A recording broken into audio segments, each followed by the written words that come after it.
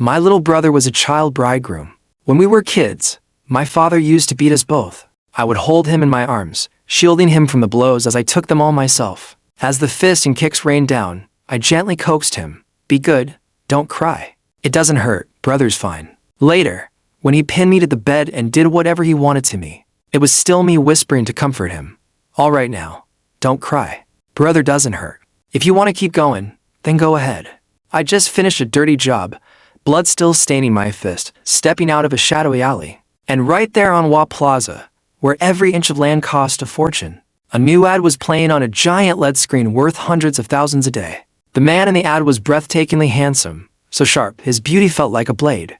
People stopped and stared, but no one dared to look for long. I stared too, and something savage in my heart slowly quieted. Tiger nudged me. Come on, Brother Johnson. Seeing I didn't move, he followed my gaze. You into that movie star now? I didn't respond. Silence was my denial. I'm the filthy, just saying I like him might taint his wings. Watching from afar is enough. My precious dove has already flown to a high tower. Someone like me, hands soaked in blood and grime, has no business being near him. I went home, a cramped two-bedroom apartment. When Alex Miller moved in, he said he wanted to study. So, one of the rooms became his. That left the two of us, both 6-foot-something men, squeezed into one bedroom. I used to complain he was clingy, but even I had to admit, those winters were the warmest of my life. I sat on the couch in a daze, a shallow wound on my stomach tingling faintly. Too lazy to treat it, I figured I'd finish the cigarette, take a shower, and call it a night. The door suddenly opened. Alex walked in with a suitcase. He took off his oversized black hat and sunglasses, revealing that ethereal, stunning face, and gave me a sweet, sugar-coated smile. Brother, did you miss me? I did. I answered silently in my heart. I told you not to come here anymore. There are too many eyes around. What if someone takes a picture? I missed you. Really missed you. He walked over, plucked the cigarette from my fingers, then buried his face into my palm and rubbed against it like a spoiled feline. I couldn't help but smile. I let him nuzzle for a while, then ruffled his hair. All right already. Aren't you too old to be this clingy? He squatted in front of me, tilting his head up, those obsidian eyes shimmering. Are you annoyed with me, brother? He said it as if it were a joke, but there wasn't a shred of doubt in his voice. He was sure that I was the one who loved him more than anyone else in the world. Sure that I would never be annoyed with him. You are pretty annoying, I muttered, pretending to push him away. He grinned and dove back into my arms. Then he accidentally brushed against my wound. I flinched. Immediately, he looked up, worried. It's nothing. Just caught my breath wrong, I lied. He didn't believe me. He reached for my shirt, expression suddenly sharp and serious. Let me see. I said it's fine. If it's fine, then why can't I look? With that, he grabbed my wrist with one hand, lifted my shirt with the other. The red wound made his eyes flicker, heartache mixed with fury. He snapped, can't you just stay away from Tim Green? I stayed silent. What do they want? Money. How much? I'll pay it all. Just don't hang around them anymore. I don't want to see you getting hurt, getting into fights. If you feel indebted to them and can't say no, I'll go talk to them for you. Hearing that, I panicked. Stay out of it. My business has nothing to do with you. The room fell silent. I saw the hurt in his eyes and felt like needles were stabbing my chest. But I couldn't back down. My little brother, he's a dazzling star now. He finally doesn't have to live the hard life with me anymore. How could I let him get involved with a shady organization and stain his clean life? His future should be paved with blossoms, surrounded by starlight. What do you mean it has nothing to do with me? His voice suddenly chilled, disbelief lacing his words. Since we were here, I figured I might as well say what needed to be said. Cut off his wishful thinking. Stop him from visiting me all the time. He should be living in that gorgeous riverside penthouse. I'd been there once. It had a view that stretched over the entire city. The evening breeze on the balcony was unforgettable. That time, he stood behind me, rested his chin in the crook of my neck, and whispered, "Brother, do you like our new home?" I think I did like it, because it meant my little brother could finally live in a bright, clean place. But I shouldn't have been there. Paparazzi were always lurking, and I couldn't risk them finding out I was his brother. A man with a record, a nobody from the underworld. Alex had a spotless public image since his debut. I didn't want to be the stain that ruined that. I took a deep breath and said harshly, "We're both adults now. We each have our own lives. Stop meddling in mine, and don't come here anymore." He blinked. His face froze, but a tear suddenly fell, silent and startling. It made my heart clench. I almost reached out to wipe it away. You don't want me anymore. I do. I just... Before I could finish, he played his trump card. You promised me when I was little. Was that all a lie? The wall I had built in my heart crumbled. I remembered it vividly. The day Father brought Alex home, he stood at the doorway, eyes wide and uncertain. He smiled at me, nervously calling me brother. I was 14. He was only 8. He was beautiful, strikingly so. And the first feeling I had when I saw him was guilt. Because he wasn't brought home to be spoiled. No. At the time, Father's company was on the brink of collapse, and to save face, he started doing charity work. Alex was part of that charity, but the company still went under in the end. That massive blow drove Father to the edge. He didn't die, but he became an alcoholic, violent. Maybe my father still had a shred of humanity left in him. Some twisted version of even a tiger won't eat its own cubs. Because the first time he raised his fist, it wasn't toward me. It was toward Alex. I pulled tiny Alex into my arms. He was far too young to withstand an adult's fury. His voice was still soft and childish as he cried in my embrace, sobbing and begging, Dad, please don't hit brother. Please, please, Dad. It was so powerless. His cries were hoarse, breathless, relentless. And I held him tight, ignoring the pain from my father's blows, trying to soothe him. It's okay. It doesn't hurt. Brother's fine. Don't cry. Be good. Don't cry. Back then, Alex and I were all we had. He was so scared he couldn't sleep at night. We'd lock the door tight, and our father, drunk again, would start by knocking, then kicking, then finally hitting the door with who knows what, like he wanted to break it in two. My arms were still bruised from the last beating. Alex clung to my neck and said, Brother, I'm scared. I was scared too, but I couldn't let him know that. I held him close, covered his ears and said, Don't be afraid. I'm here. Brother will protect you. Tears welled up in his eyes, ready to fall. Will you always protect me? Brother, I will. A teardrop landed in my palm. Brother, don't ever leave me. I won't. I had nothing left. No gentle mother. No kind father. All that lay ahead were long roads and high mountains. Alex was the last thing I had to carry. And back then, I silently kept that promise. At 16, I met Master Green and joined Tim Green's organization. At the time, I was nothing but a street rat hanging around the outskirts of their crew. One of the low-level nobodies they used when things got dirty. Whenever a fight broke out, whenever some punk needed muscle to back them up, I was there. Sometimes I got a few dozen bucks. Sometimes maybe 100 or 2. But one day, after taking a few punches for someone, I miraculously earned $1,000. It was just in time. Alex needed to pay for his fall school uniform, 2 sets for $180. His monthly lunch fee at school was $560. Just one beating, and I covered it all. From that day on, I truly became someone who would risk his life for money. That's how the years went by. I raised Alex the best I could. There were times I wanted to leave Tim Green's group, but I couldn't anymore. After following Master Green for so many years, I'd become involved in core operations. Some of his businesses were involved in money laundering. There was an illegal casino beneath the clubhouse. I knew too much. He wouldn't let me go. It wasn't about money anymore. But these things I would never tell Alex. There are things he should never know. I reached out to wipe away his tears, but he turned his head away. Still sulking, still cold-faced. But he didn't forget to tend to my wound. He dug out the first aid kit, knelt before me. When he took out the iodine, his hand paused. Then, without warning, that stunning face leaned in close. The wound was shallow, it didn't hurt that much. But when his warm lips brushed over it, a strange tickle ran through me. Then came the tip of his tongue, gently licking the cut. My heart seized. He looked up at me, clearly displeased. Disinfecting. I didn't say anything, just reached out to ruffle his hair. That night, he insisted on staying. I hadn't let him stay over in a long time. There were too many people around in the mornings, too many eyes. It was easier to slip away unnoticed in the deep of night. He just cried, still emotionally low. When I told him to leave, he stood by the door with a trembling look, like a little puppy about to be thrown out. In the end, I gave in. Fine. Just leave early tomorrow. Only then did he ease up. He climbed into my bed, grabbed my hand and pulled it around his waist. Hold me. You're not a kid anymore. I like you.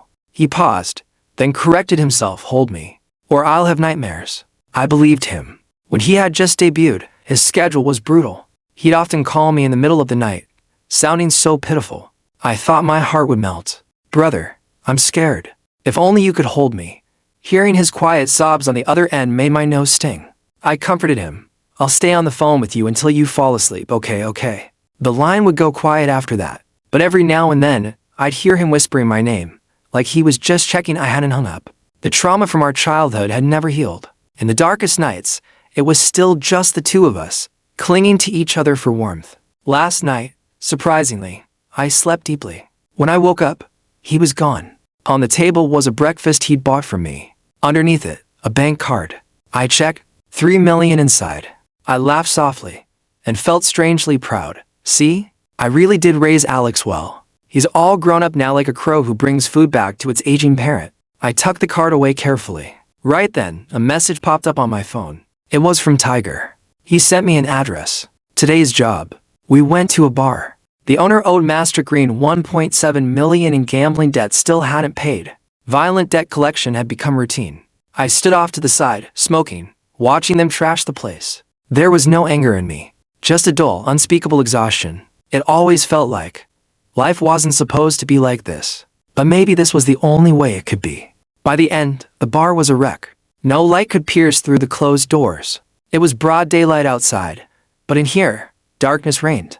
Brother Smith towered over the bloody bar owner. Master Green says you've got half a month. $2.2 million. Can't pay. Then we'll go have a little chat with your wife and that newborn son of yours. Charlie Baker lay on the floor, wiping blood from his face. He grinned submissively. Thank you. Thank you so much. I was the last to leave. Just then, the speakers in the bar began playing a song I'd heard countless times before. Alex never trained in singing, he's an actor. But the production team had asked him to sing the ending theme for a drama he starred in. His voice, though unpolished, was clean like it had been rinsed in water. It had a way of stirring something quiet and sorrowful deep inside you. The doors of the bar swung open, and the song drifted outside. Two passing female students stopped right in front of the entrance. One of them, bright and full of youthful energy, lit up in excitement. Oh my God, listen. That's my brother singing. Isn't it amazing? Damn. I'm obsessed, I love it. The other one sighed a little, helpless. It's always my brother this, my brother that. So what? I'm applying to the film directing program anyway. Maybe one day I'll get to direct a blockbuster for my brother. Their laughter faded into the distance. That kind of unrestrained adoration overflowed from their every word. I stood frozen, something stirring in my chest. And I knew what it was. Jealousy. Jealous that they could love so openly. Chase after what they adored. Even go a little crazy for it. If I were clean, upright, untainted, maybe someday when someone asked me if I liked Alex, I could smile and say, I really do. But instead, I can only watch the moon from the gutter. And still, I fear that even just looking might stain its light. I fear that one day, someone will say the moon lost its shine because a filthy thing like me dared to love it. Once again, I brought it up to Master Green that I wanted out. He looked at me. Johnson, how long have you been with me? 10 years. I handed him a card containing not only the money Alex had given me, but also all the savings I'd scraped together over the years. I wanted to buy my freedom. He placed his half-finished cigar aside, didn't even look at the card. He just said, the ones who left me, have you ever seen them again? No. Those who drifted far enough away didn't count. But the ones who had really followed him served him. Those who said they wanted to leave simply vanished. His sharp eyes locked onto mine, circling like a hawk. I clenched my fist and spoke quietly. Master Green has done a lot for me. I'll never forget that. I swear, once I walk out of Tim Green's organization, not a single word will ever leave my mouth. He said, each word heavy as stone. The only ones who can keep secrets are dead. The air turned cold. Just then, Tiger knocked on the door and stepped in. We said nothing more. I turned to leave. Behind me, he spoke again. Oh, and your little brother. A chill swept down my spine. Only Master Green knew the truth about my relationship with Alex. And no matter what, I didn't want Alex involved. Not in the slightest with any of this. He said, casually, he's doing pretty well lately. A big star now. He didn't say more. But I knew what that meant. Master Green never used my life as leverage. Only Alex's future. If he were just threatening me, I could live with that. But threatening Alex, that left me no choice. So, for the first time ever, I helped an undercover cop sneak into Tim Green's tightly guarded world. Fanning Club was one of the most high-end entertainment venues in City A. Only a few VIPs even knew what was beneath it. The city's largest underground casino. And in that casino, there were more than just bets being placed. Only the truly powerful and wealthy could step inside. The undercover agent didn't yet know he'd been exposed. Master Green had recently brought in a new scanner one that could detect every hidden listening device. I was the first to notice something off. Before the sweep began, I grabbed the undercover's hand, pushed him against the wall, and as my hand slid to his waist, I found it the bug. He played his part well, staying calm with a composed expression on his youthful face, letting me peel the device off his side and slip it into my own pocket. Tiger turned the corner with a group of men, just in time to catch the scene, me pinning the guy against the wall, our lips just inches apart. It looked steamy. Tiger blinked, then burst out laughing with the others. Well damn, Brother Johnson, getting lucky tonight. I pressed the guy's face against my neck. He got the hint and blushed just enough to play shy. Buzz off. You just ruined my mood. Tiger laughed, raising his hands. Hey, even if it's Brother Johnson's date, we still gotta do a routine check. No offense, sis-in-law. I stepped aside, letting them scan the guy. No issues found. Tiger patted my shoulder. Whatever floats your boat tonight, big bro. I'll keep an eye on the rest. Enjoy yourself. I waved him off. The security cameras on the wall blinked red. I leaned in close, whispering against the guy's ear like a lover in the heat of the moment. Come with me. He nodded. Just get me outside. Someone's waiting for me. I nodded back, just about to let him go, when someone else stepped around the corner. A stunned voice called out, Brother. Even if I were reduced to ashes, I'd never forget that voice. My body stiffened. I looked up, and there was Alex, that beautiful face pale and unreadable. The shock had already faded from his eyes. Now he was staring at the space between me and the man I was holding, his gaze tightening, his brows drawing together. The smile he always wore for me disappeared. His lips pressed into a firm, thin line. What are you doing here? I asked. He didn't answer. Instead, he asked, Who is he? I glanced at the camera. My lover. The words dropped like a stone into water, shattering everything. Alex opened his mouth, but nothing came out. I watched as the color drained from his face, leaving behind a meaningless whiteness. The undercover agent tugged my hand. This isn't the place. Let's go, darling. I nodded and gave Alex a look, silently telling him to leave first. But he seemed unable to process anything anymore. I pulled the man along and walked past Alex. Then suddenly I was grabbed from behind. Alex was trembling. He didn't even know what he was thinking. He just pleaded instinctively. No, don't take him. I don't want you to take him. Now that he was close, I could whisper to him, Be good. Go home first. This is important. I can't explain right now. I pried his arms off and kept walking, but I couldn't help glancing back. Alex stood there, frozen. He stared at his empty hands in silence. He wasn't small anymore, he was tall, strong, no longer the delicate child he used to be. But right now, standing there all alone, I couldn't help seeing him as that 8-year-old boy again. Helpless, terrified, on the brink of despair. The man I helped, his name was Chris Lopez. Or at least, that's what he told me. I assumed it was a fake name. No one would drop their guard over just one act of kindness. Still, I told him outright, I'm willing to become a mole for you. He froze for a second. I'll have to discuss that with my team, he said. I knew they wouldn't trust me easily. They dig into my past, evaluate me, investigate me. I nodded. Just before we parted ways, I turned back and added, What you saw today about Alex, please keep it to yourself. Alex is already a top-tier star. Even if someone didn't follow the entertainment scene, they'd probably still recognize him. Chris nodded. Thank you for everything today. After we parted, I tried calling Alex several times. He didn't answer a single one. Not until I got home. I opened the door and was greeted by the glow of every light in the apartment. Alex was sitting on the couch, silently staring at me. Those obsidian-like eyes shimmered with something unspoken, calm on the surface, like a lake just before the storm. But I could feel the undercurrent, dark and violent. Where did you two go? His tone was laced with an odd, chilling coldness. Guilt strange and sudden gnawed at me. I had no intention of telling him about Tim Green. The less he knew, the safer he'd be. So I shook my head. Nowhere. Just gave him a ride home. 2 hours and 43 minutes, he said. You needed that long just to drop someone off. With my back turned to him, I took off my coat to avoid his gaze. I'm an adult. Having a love life isn't so unusual. I could hear him stand up. His footsteps were steady to steady. He was getting closer. What do you mean, a love life? Exactly what I said. Why are you getting mad about this? He was stunned by my question. Yes, wasn't it normal for his brother to have someone in his life? But he just couldn't accept it. Those arms should only hold him. Those eyes should only look at him. If there's a lover, then that means His kisses, his touch, his everything would. I don't want that. I won't allow it. I was already on edge from everything that had happened tonight. Nervous, exhausted. When he got too close, I snapped, pushing him back. And who are you to say what I can or can't do? You.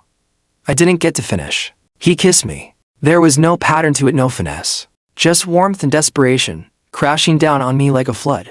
Urgent, unstable, terrified. It shot straight into my chest. My heart skipped a beat. I pushed him away. You're crazy. Do you even know that I'm? But he lowered his eyes and kissed me again before I could finish. Rougher this time. More forceful. He gripped my wrist tightly, refusing to let me resist. My eyes widened, but I saw the truth behind those long lashes of his.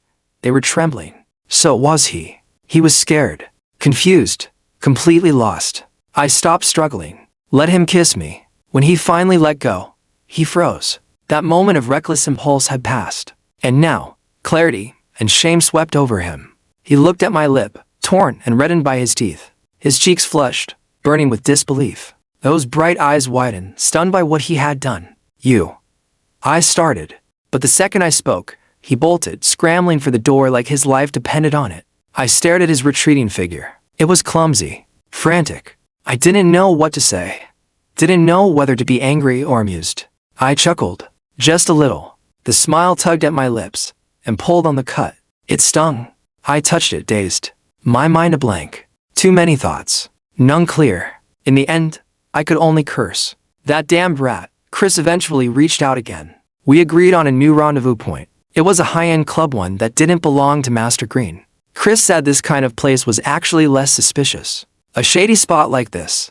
It wasn't unusual for someone like me to show up. He told me, this is dangerous. We can't guarantee your safety at all times. If I was exposed, I'd disappear. Just like so many others. He added, you've participated in a lot of Tim Green's operations, haven't you? I nodded. Honestly. Thankfully, I'd only ever been a small-time errand boy. The major stuff never reached me. Chris said, once this is over, you'll still be arrested.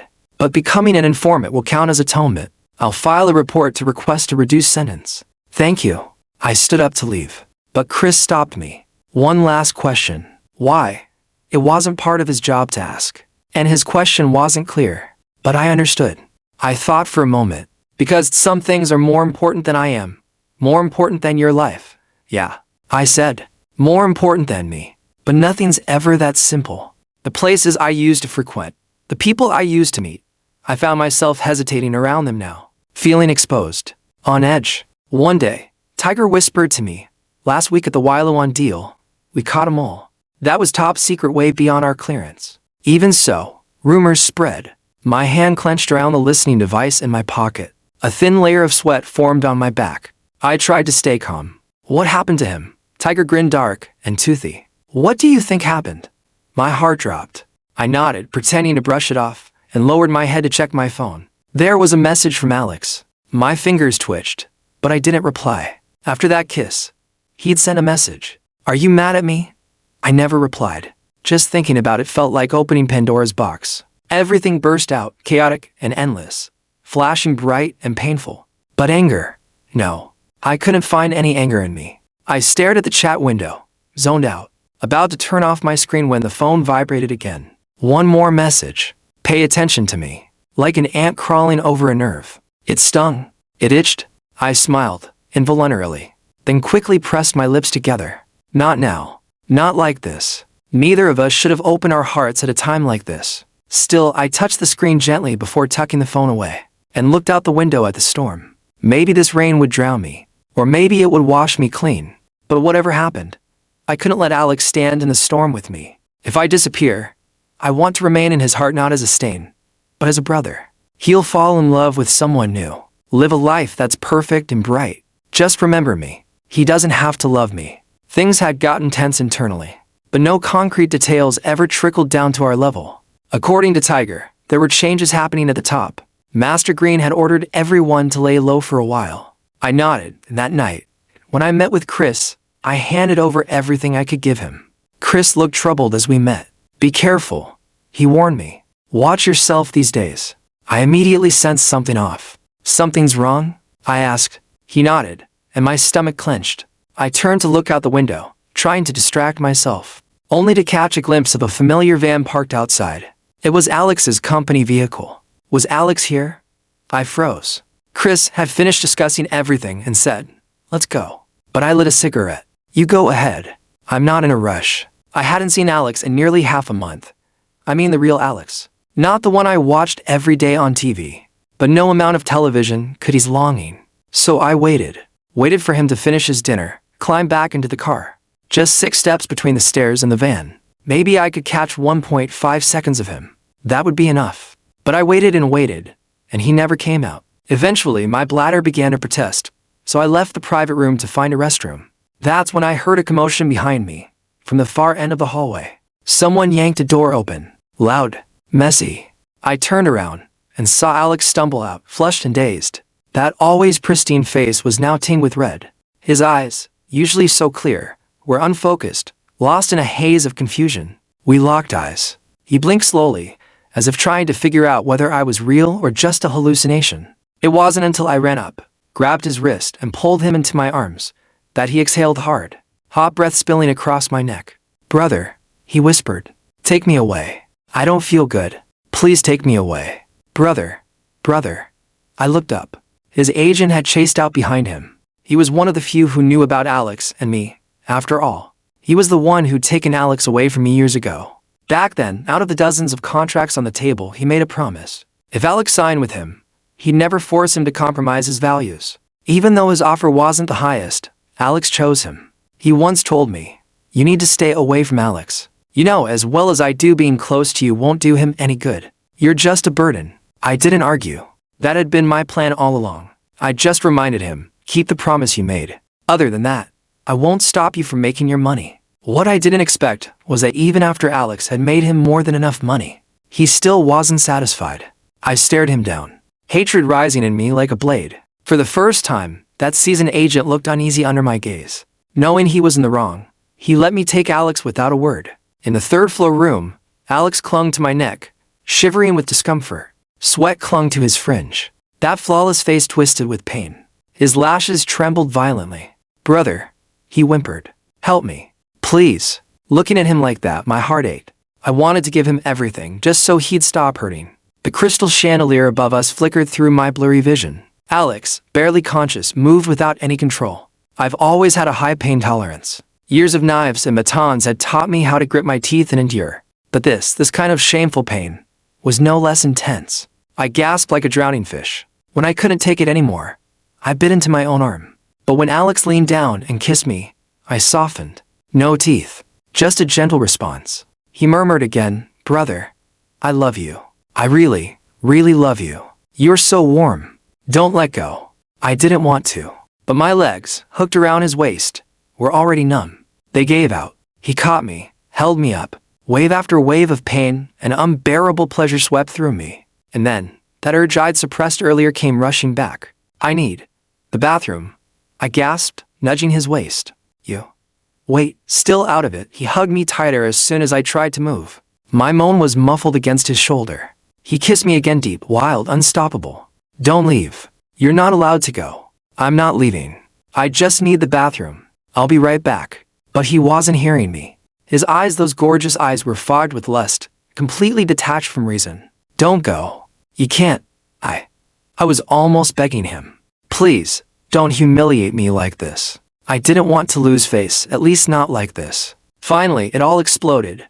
The emotion, the tension, the heat, the pressure. I lay there afterward, staring at the mess we'd made. He leaned down, kissed me again, and finally seemed to regain a sliver of awareness. "Brother, you wanted the bathroom, right? Go ahead." I looked at his smug little face and wanted to bite him to death. Instead, he scooped me up and carried me to the shower. Warm water poured down, and once again, the sound of low moans and breathless whispers filled the room. One voice was hoarse and strained. The other was addicted, lovesick. "Brother." When I woke up, Alex, after a full night of exertion, was still sleeping sweetly. His arm locked tightly round my waist. I remembered what Brother Smith once said. People drugged with that stuff usually didn't remember anything the next day. Maybe he wouldn't remember who it was last night. That would be best. It wasn't time yet. I sighed, got up quietly, and closed the door without a sound. I crashed at home, slept until 6:30 p.m. When I woke up, my whole body still ached. I glanced at my arm, bruises and bite marks. Some mine, some Alex's. My neck, chest, waist, all covered in evidence of the night before. Worst of all were the hand-shaped bruises on my calves. Fingers, clearly defined. I cursed under my breath. First time, and you acted like a damn beast. Before I could even finish my rant, my phone rang. It was Alex. I felt a vein twitch in my forehead, but I still cleared my throat and answered. His voice was lazy, satisfied. Where'd you go? I'm home. Why didn't you wake me? We could have gone back together, slept in each other's arms. I fumbled for words. What are you talking about? He paused. Then, colder. What do you mean? I should be asking you that. I've been home sleeping all day. Now you're calling me out of nowhere with this nonsense. So the person I slept with last night, that wasn't you? No, I lied. He went silent. I didn't know what it meant. Not at first. But after a long, heavy pause, he whispered, got it. Then he hung up. I thought I'd gotten away with it. Maybe he remembered bits and pieces, but he couldn't be sure. If Alex were certain, with his personality, he would have pressed me until I admitted everything. I allowed myself to relax, just a little. But less than 30 minutes later, I heard the sound of a key turning in the lock. Panic gripped me. I grabbed a long-sleeved pajama top nearby and threw it over myself. When Alex stormed inside, I rubbed my eyes, pretending nothing had happened, and looked at him like I'd just woken up. You're back so suddenly? His lips were pressed tight, that jade-like face cold and unreadable. Without a word, he lunged forward and started tugging at my clothes. I quickly shoved him back. What the hell are you doing? He ignored me completely. I was still weak, limbs soft, no match for him. The pajamas came off easily under his hands, and all the marks on my body. Anyone could tell at a glance what had happened. Signs of intense, near-violent sex. His gaze darkened, burning with restrained fire. It wasn't you? I turned my head, avoiding his eyes. I don't know what you're talking about. I spent last night with my lover. You've met him before. He suddenly laughed, icy and sharp. Okay then. Swear to me that the person I slept with last night wasn't you. Swear it. If you're lying. Without hesitation, I raised 3 fingers. I swear if I'm lying. He looked straight at me and softly finished the sentence for me. Then may I die a horrible death. My eyes flew wide. The fingers I'd proudly raised curled back in on themselves, trembling. He knew exactly how to corner me. He knew my weakest spot. I don't fear gods or ghosts. He could have made me swear anything, even death upon myself, and I'd lie without flinching. But I couldn't say something that would bring harm to Alex. What if words became reality? He's the seedling I nurtured with everything I had. I couldn't watch him wither. His fingertip brushed my lips, gentle yet cruel. Say it, he urged softly. If you say it, I'll believe you. But his expression on that too beautiful face was too certain. He already knew I wouldn't lie. In this world, I had nothing.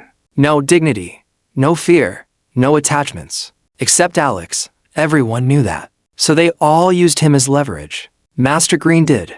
Alex himself did too. Anger boiled in my chest. My breathing grew ragged. My eyes burned. I slapped his hand away. Get out. Get the hell out. I curled up under the blanket, turning my back to him, refusing to speak. He stood still for a long time. Silence filled the room like an ocean. Then, without warning, he lifted the blanket and slid in beside me. His familiar scent and embrace wrapped around me. You love me too, he whispered. A statement, not a question. Why won't you admit it? I didn't answer. He kissed the hair at the back of my neck and said, Is it because of Tim Green? My eyes shot open. Because of Tim.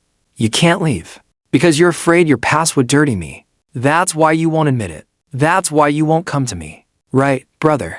Love me less. Let me love you more. Don't make me your burden forever. Everything I have is yours. My money. My body. Please don't throw me away. My heart pounded like it would crack my ribs. He turned me to face him, eyes red but earnest. He moved closer, cautious and reverent. I don't care what the world says, he whispered. My world only hears your voice. I never thought that the day we revealed our bodies to each other, we'd also bare our hearts. But his eyes were right there at my fingertips, gentle and tangled with longing, like a beautiful dream. The next morning, he wasn't beside me when I woke. I got up and found him organizing things in the study. Why are you suddenly cleaning the study? I asked. I've got more stuff now. Gonna bring them over. No place to put them otherwise. Don't, I said quickly. Don't move back in. I hadn't finished my work as an informant. I couldn't even guarantee my own safety, let alone drag Alex down with me. He paused, surprisingly agreeable. Okay then, how about you move into our new place? I'm used to living here, I said. He walked over and hugged me from behind, swaying a little like a spoiled child. Then he asked again, is it really because you're used to it? Or because you're afraid I'll find out you're an undercover? My chest tightened. He knew. Or are you afraid you'll drag me down? Afraid for my safety, my reputation, afraid of this, afraid of that. Then he leaned in and kissed my cheek lightly. Stop worrying about me. I exhaled in relief. Maybe he was finally being mature. But then he added, if anything happens to you, I'll die with you. I stiffened. Don't say that, I snapped. I mean it. I won't stop you. I'll face everything with you. I know you'll have to make a clean break with Tim Green eventually. You can't stay in that place forever. I only have one request. Let me stay by your side, even if it means dying. I want to die with you. I couldn't bear hearing that word again. I grabbed the back of his neck and kissed him hard. A man's body always betrays him. I felt his desire flare where we pressed together. His eyes turned dark. I swallowed nervously. My throat moved, and he bit it. A sharp cry slipped from me. My body, still sore from the night before, ached all over. But the weight that had been pressing on my heart for so long was finally lifted. And I, too, was desperate for something. Something closer. Something raw.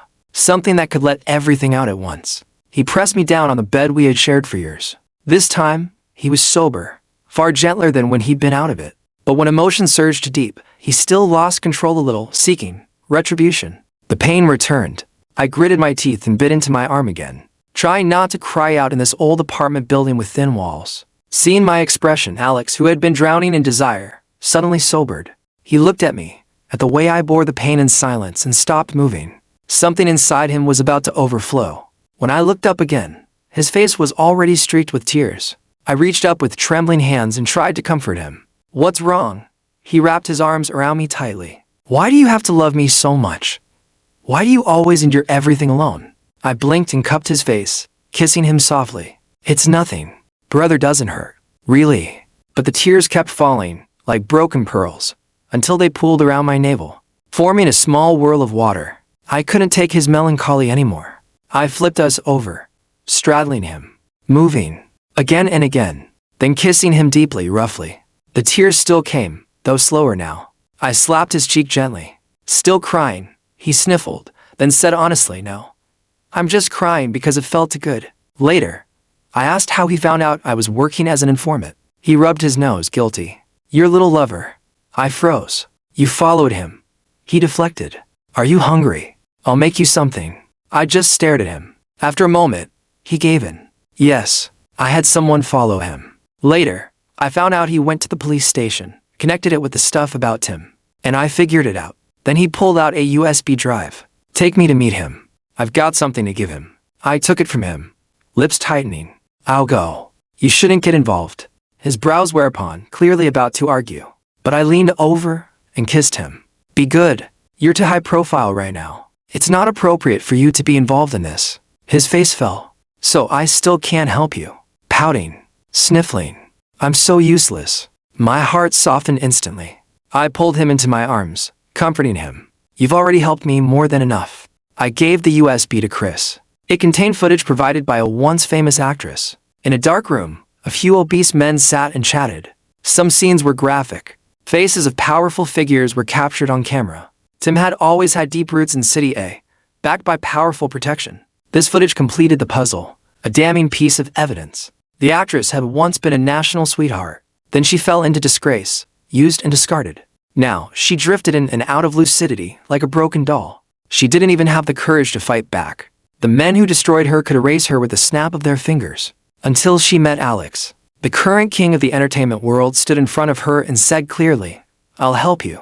I'm also helping myself. Even if it means going down in flames. She was terrified and confused. After all, Alex hadn't been one of her abusers. Why, she asked, why risk your future, your life? Alex's voice was quiet, but unwavering. Because that man has something of mine. Something I can't lose. When I handed the USB to Chris, even his usually stoic expression cracked in surprise. He hadn't expected someone like me, a mere informant, to get material like this. I saw the excitement in his eyes and asked, will it help? He nodded vigorously, already halfway out the door. I grabbed his arm. Is there anything else I can do? Just wait a bit longer, he said. Stay safe. That gave me a little peace. I laid low, kept to myself, stayed away from any gatherings. I trusted Chris to bring back good news. Even if I got arrested, that would still be good news. That day, snow fell in City A for the first time that year. Alex had just left for a 2-week shoot in Yunnan. Before he left, he kissed me, and as always, accidentally bit my lip again. He licked the cut with his tongue, trying to soothe it. He clung to me and said, "Wait for me to come back." I nodded. I'll wait, even if I had to wait in a detention center. He rushed back the moment he got the news. Brought the best defense lawyer money could buy. But family visits still weren't allowed at that point. The lawyer seemed well informed. He told me that Alex had reached out a long time ago. I nodded. My situation looked manageable. As the visit ended, the lawyer said, "Mr. Miller asked me to pass on a message." I immediately perked up, more attentive than I'd been the whole time. Mr. Miller said, "He's been having nightmares every night. He can't sleep. Even with sleeping pills, nothing works." Then he packed his things and left. I sat there alone, stunned, my chest aching. I knew Alex was angry. I known the rest was coming. But I pretended everything was fine. Smiled while I saw him off, letting our goodbye come in silence without his knowledge. But I just didn't want him to see me fall apart. Now he was punishing me the only way he could. And he knew it would hurt me. He wanted me to ache for him, to miss him. I touched the scab on my lip and let out a helpless sigh. That damn brat. In the end, I was sentenced to 1.5 years on charges of violent debt collection. But because of my cooperation, the sentence was reduced to 1 year. Including the months I'd already spent in custody, I only had about 3 months left. Alex came to see me every month, always on time. He'd only leave when the guards started ushering him out, his fingers pressed against the glass. No warmth passed through, but the imprint of his palm against mine gave me a small kind of comfort. What I couldn't stand most was how he always looked like he was on the verge of tears the second he sat down. His lips quivered, as if saying even one word would break the dam in his eyes. I wanted to rush over and comfort him, but there was nothing I could do. The pain in my chest twisted tighter and tighter. I said to him, "You don't have to come see me every time. You're busy." He blinked, then his tears welled up again. "So, you don't want to see me anymore? You don't want me anymore? Did you find someone better looking in there? Are you developing feelings for someone else?" I thought he was insane. Someone better looking than him. Please, there aren't many out there, let alone in prison. I couldn't decide whether I was mad or amused. I reached toward the glass, wanting to touch his face. "Don't cry. Don't cry. Be good, okay?" I couldn't blame him for being so paranoid. We'd never been apart this long. Separation anxiety made people think crazy things, and I had my own worries. In his world outside, beautiful, gentle, charming people surrounded him everywhere. Sometimes I'd just sit up all night, thoughts spinning. What if, by the time I got out, he didn't love me anymore? If that day came, I'd go back to being just his older brother. I wouldn't get close. I wouldn't bother him. So, when he came to see me in the 8th month, and I caught a glimpse of the ring on his finger, I didn't ask. Until the visit was almost over, Alex, who'd been chatting casually the whole time, suddenly frowned. "You're not going to ask me anything?" I shook my head. He pressed his lips together. His brows furrowed. He lifted his hand and waved it in front of the glass. The ring caught the light. My heart skipped a beat. Some instinct in me didn't want to hear what he'd say next. "It's nice, isn't it?" He stared at me, face cold. But I knew him well. He was on the verge of tears. Sure enough, he burst out crying. "You didn't even ask?" I knew it. "You don't love me that much anymore." Hearing that, I finally relaxed a little. "I love you. Of course I love you."